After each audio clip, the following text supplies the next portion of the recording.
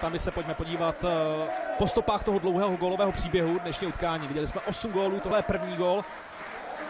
Hned v úvodní minutě takhle Jablonec opařil svým gólem Radek Wolter. Krásnou přihrávku si připsal Jaroslav Zelený. Tohle je vyrovnání, které přišlo po čtvrt hodině hry. Centroval Lukáš Masopust a Wagner si připsal první gól.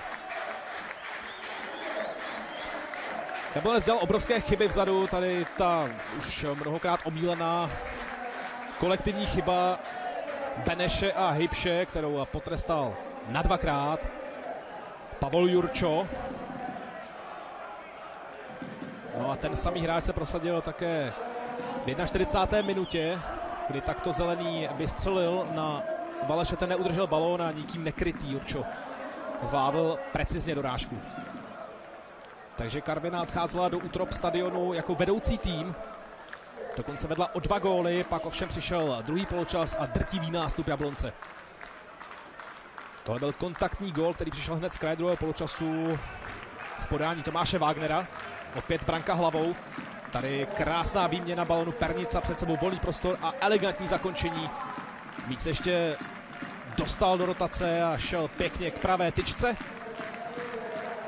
Tady nádherným způsobem schrábl balón ze vzduchu Martin Doležal, který se dostal do hry ve druhé půli nebo na kraji druhého poločasu a rozhodně byl nebezpečný.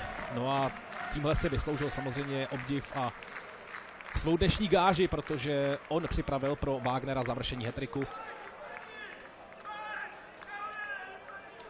No a sám Doležal dal také gól. Tady jsme ho měli možnost sledovat. No a nakonec tedy Jablonec